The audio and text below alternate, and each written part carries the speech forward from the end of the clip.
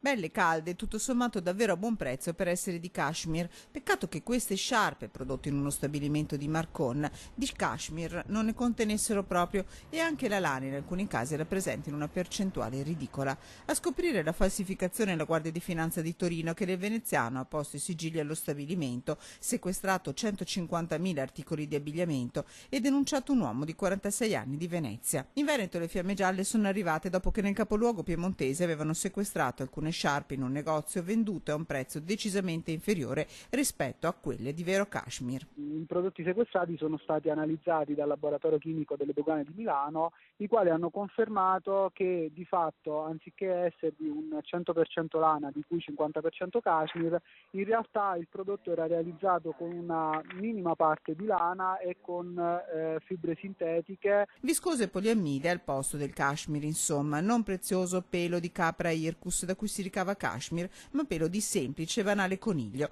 Da Torino i baschi verdi della finanza sono arrivati alle province di Milano e Bergamo, dove avevano sedi grossisti, e da qui a Marcon, il fulcro del commercio del falso cashmere, dove le sciarpe venivano realizzate nel Padovano a Santa Margherita d'Adige, dove il materiale veniva stoccato e preparato per la vendita in eleganti confezioni riportanti nomi di località turistiche esclusive, dato che gli indagati puntavano sulla qualità del prodotto.